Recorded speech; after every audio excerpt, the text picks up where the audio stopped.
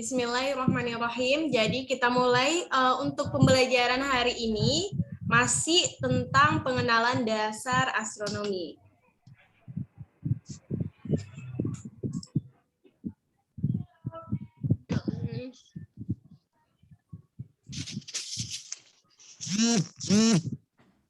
Nah, jadi untuk hari ini kayaknya materinya sedikit aja.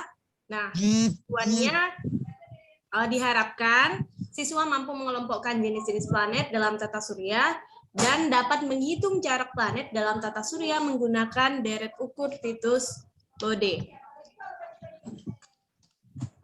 Nah, minggu lalu, ya hari Jumat ya kemarin kita udah belajar tentang satuan jarak dalam astronomi. Nah, kemudian kan kita berbicara tentang jarak. Nah, gimana sih Bu caranya menghitung jarak-jarak yang ada di ruang angkasa? Menghitung jarak antar planet, antar bintang. Nah, untuk biar kita tahu jarak tersebut, kita butuh metode atau cara-cara. Nah, salah satunya kita bisa menggunakan deret ukur Titus Bode. Apa deret ukur ini? Oke. Nah, deret ukur Titus Bode atau juga biasa disebut dengan hukum Titus Bode ini merupakan deret matematika sederhana yang digunakan untuk menentukan jarak antara planet dengan matahari, khususnya yang planet-planet yang ada di dalam tata surya.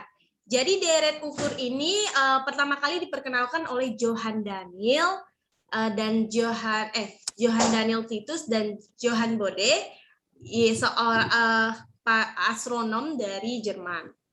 Nah, namun sebelum kita ke hukum Titus Bode ini, kita karena berbicara tentang jarak di dalam tata surya, kita review dulu sedikit tentang tata surya. Waktu SMP, apa yang kalian ingat tentang tata surya? Nama-nama planet, Bu. Planet. Nama-nama planet. Terus apa lagi? Benda-benda langit, Bu. Benda-benda langit, Bu. Benda-benda langit. Lagi, benda-benda langit yang kalian ingat apa aja? Asteroid, meteor, komet gitu ya kan? Ya. Jadi definisi dari tata surya itu berarti nggak cuma planet, nggak cuma matahari. Jadi definisinya sendiri adalah susunan matahari dan anggota tata surya yang mengitarinya. Ya. Jadi susunan matahari dan anggota tata surya yang mengitarinya. Jadi anggota dari tata surya ini ada banyak. Nah, ada planet, ada asteroid, ada satelit, meteoroid, dan komet. Jadi kalau ditanya tentang tata surya, berarti dia ada sistem, yaitu sistem yang mengitari matahari. Gitu ya. Kemudian, nih.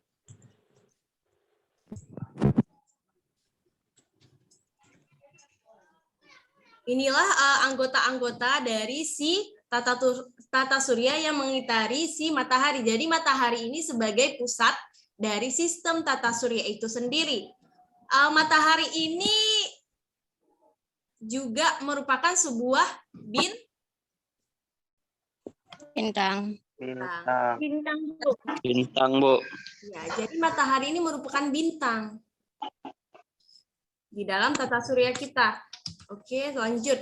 Nah, kalau misalnya Miss buat kayak gini nih, yang ditanda tanyai ini planet apa aja? Yang pertama ini apa di sini? Terus? Venus. Yang tanda tanya ketiga? Jupiter. Yang bercincin ini biasa disebut satelit planet apa, Nak? Saturnus. Oke, dua selanjutnya? Uranus dan Neptunus. Neptunus. Jadi ada berapa planet dalam tata surya kita? Ada 8. Ada 8. Oke. Berarti masih ingat kalian ya pelajaran waktu SMP, bagus. Kemudian ini ya anggota-anggotanya tadi. Merkurius. Planet yang paling besar di dalam tata surya itu planet apa namanya? Jupiter.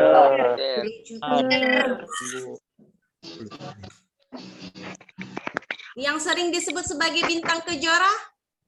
Venus. Planet Venus. Nah, jadi dalam tata surya itu tadi kelompok anggotanya kan ada asteroid. Nah, asteroid itu letaknya di antara orbit Jupiter dan orbitnya Mars. Nah, sebelum tahun 2006 ada satu lagi planet.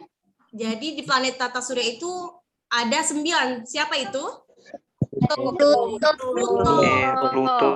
Tapi setelah tahun 2006, Pluto itu udah nggak ada lagi dalam tata surya. Kenapa bisa dia nggak disebut sebagai planet lagi? Apakah dia karena udah hancur atau gimana? Ada yang tahu? Terlalu kecil boleh. Terlalu kecil. Ya, Seperti bebatuan aja gitu. ya. Dari Terlalu kecil. Satu lagi Beda apa lagi? lintasan, Bu. Lintasannya beda, Bu. Terus? Lintasannya beda, Bu. punya orbit. Tidak punya Iya, orbit. tidak punya orbit maksudnya, Bu. Oke, kita bahas ya. Jadi dulu sebelum tahun 2006 itu planet Pluto ini masih disebut sebagai planet di dalam tata surya. Namun karena sebelum kan semakin hari teknologi pengamatan dalam observasi astronomi itu kan semakin canggih. Nah, dari tahun ke tahun ditemukanlah beberapa planet-planet yang hampir mirip dengan si Pluto. Nah, jadi ternyata setelah dilakukan penelitian di dalam sabuk Kuiper itu adalah letak di setelah Neptunus, ada namanya sabuk Kuiper atau Kuiper Belt. Nah, di situ ditemukan puluh ribuan planet-planet yang mirip dengan si Pluto. Jadi kalau misalnya si Pluto ini disebut sebagai planet, maka planet-planet yang puluhan ribuan itu juga harus dikatakan sebagai planet. Maka dalam keputusan International Astronomical Union atau Komunitas Astronomi Internasional di tahun 2006 kembali mendefinisikan apa itu planet. Jadi syarat dikatakannya sebuah benda langit sebagai planet, yang pertama, dia harus mengorbit matahari. Yang kedua, harus berbentuk bulat dan harus membersihkan orbitnya. Si Pluto sendiri, untuk yang pertama harus mengorbit matahari, dia memenuhi syarat. Untuk yang kedua juga harus berbentuk bulat. Ya, dia berbentuk bulat. Dan namun syarat yang ketiga harus membersihkan orbitnya. Nah, si Pluto tidak memenuhi syarat yang ketiga ini. Karena di dalam orbitnya, ini masih terdapat benda-benda langit yang mengganggu orbitnya si Pluto ini. Jadi dia nggak stabil dalam mengorbit matahari. Karena untuk dikatakan sebagai planet, si Pluto ini harus di dalam orbitnya ini cuma dia sama sama satelit alaminya. Maka semenjak di tahun 2006 itulah si Pluto tidak dikatakan lagi sebagai planet dalam tata surya. Namun dikatakan dia dan teman-temannya dikatakan sebagai planet kerdil atau dwarf planet. Bersama Ceres, Makemake, Haumea, dan Eris. Inilah beberapa planet kerdil. Oke, kemudian planet, hari Jumat kemarin Miss udah membagi planet berdasarkan letak asteroid. Nah, ada beberapa lagi pengelompokan planet dalam tata surya. Yang pertama itu, jika bumi sebagai pembatasnya, maka planet dibagi menjadi dua, yaitu inferior dan planet superior. Nah, Jadi kalau dibuat pembatasnya bumi, planet dibagi menjadi inferior dan superior. Kalau inferior berarti yang menjadi anggota di dalam kelompok ini adalah Merkurius dan Venus saja. Dan yang menjadi planet superior adalah mulai dari Mars, Jupiter, Saturnus, Uranus, dan Neptunus. Kemudian itu baru satu. Pengelompokan kedua, jika asteroid sebagai pembatas, ada namanya planet dalam dan planet luar. Yang menjadi bagian dari planet dalam, Merkurius, Venus, Bumi, dan Mars. Sedangkan planet luar, Jupiter, Saturnus, Uranus, dan Neptunus. Dan satu lagi, pengelompokannya berdasarkan... Ada yang tahu satu lagi berdasarkan apa? Sebelum Miss bilang? Lupa? Satu lagi berdasarkan ukuran dan komposisi penyusunnya. Jadi kalau berdasarkan komposisi penyusunnya dibagi menjadi dua, yaitu terestrial dan Jovian. Nah, terestrial ini yaitu planet yang memiliki komposisi dan ukuran yang sama, yang hampir sama dengan bumi. Nah, anggotanya sama kayak anggota planet dalam tadi, dari Merkurius sampai Mars. Kemudian kalau Jovian, berarti planet yang memiliki ukuran yang sangat besar dan komposisi penyusunnya hampir sama dengan planet Jupiter. Jadi kalau di terestrial ini komposisinya itu biasanya bebatuan atau logam, sedangkan kalau di Jovian lebih banyak dia komposisinya dari gas. Nah, itulah beberapa review untuk mengingat kembali tentang tata surya. Tadi kan kita mau membahas menentukan jarak menentukan jarak planet-planet di dalam tata surya. Kenapa kita bisa tahu Venus itu jaraknya 0,39? Nah, ada caranya.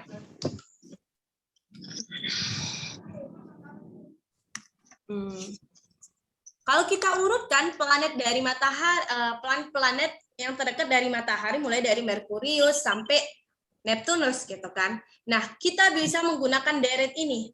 Ini yang dinamakan dengan deret Titius-Bode. Jadi, untuk misalnya planet pertama kita kasih dengan angka 0. Kemudian untuk planet kedua deretnya itu berarti untuk Venus 3, kemudian setelah itu kalikan 2 aja untuk planet seterusnya. Berarti yang 6 ini untuk planet Bumi, 12 ini untuk Mars. Ini Jupiter. dan seterusnya dikali 2.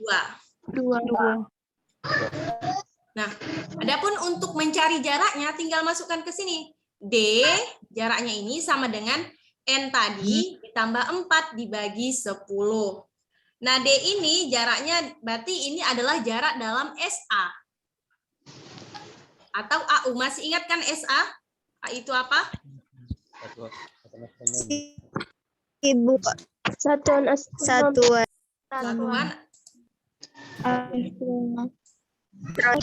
Jarak rata-rata bumi ke matahari yaitu 150 juta kilometer. Nah, keakuratan ini persamaan ini deret Titius-Bode ini hanya sampai si Uranus.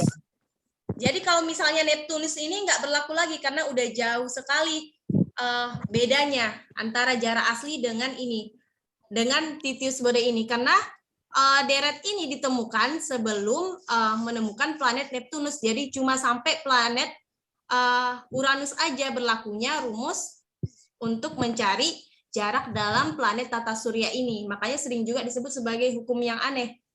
Gitu. Nah, coba kita ke gitu ya. Jika satu AU 150 juta kilometer, perkirakan jarak rata-rata planet Mars dari matahari menurut deret Titius-Bode. Bisa kalian kira-kira kalau kayak gini soalnya? Enggak lah, kok dikira-kira aja. Bisa nggak? Tadi kan untuk ini disuruh menentukan jarak rata-rata planet Mars ke matahari. Tadi kita bisa menggunakan rumus pakai deret ini. Nah, lihat untuk Mars berarti N-nya berapa? Kan kita butuh rumus yang D sama dengan apa tadi? N tambah 4 bagi 10. Berarti sama dengan N untuk 12. Mars. 12. Berarti 12 tambah 4 sama dengan 16 bagi 10 sama dengan 1,6 SA. Inilah kira-kira jarak dari Mars ke Bumi. Kalau sebenarnya jaraknya 1,52 SA. Jadi sebenarnya penggunaan titis bodai ini adalah pendekatan. Jadi hampir-hampir mirip ya untuk memudahkan perhitungan gitu. Coba satu soal lagi. Perkirakan jarak rata-rata planet Venus dari matahari nyatakan dalam AU. Kalau Venus berarti N-nya ada 3. Jadi tinggal masuk lagi D sama dengan 3 tambah 4 tambah 4 10 per 10 sama dengan 0,10.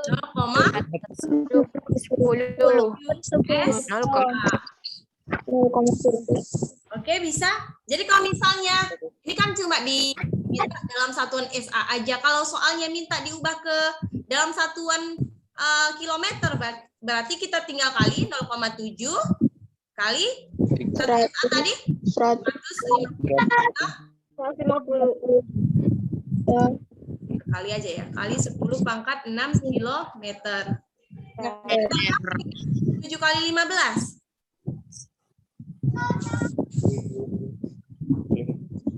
Berapa 7 kali 15?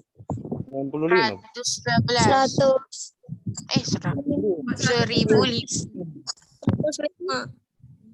Berapa nak? 105.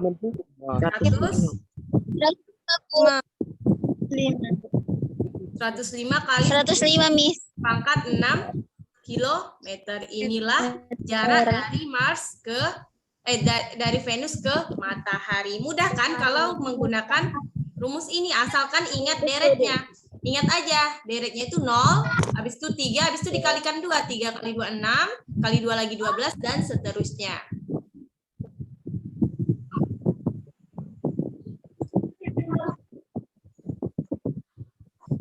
Udah berapa menit kita ini? Ya, mau disetes. 28 menit udah setengah jam. Berapa? Udah jam Setengah jam. Udah setengah jam?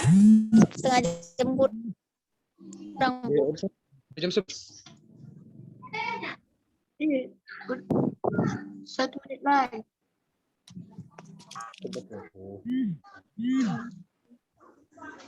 Satu menit lagi.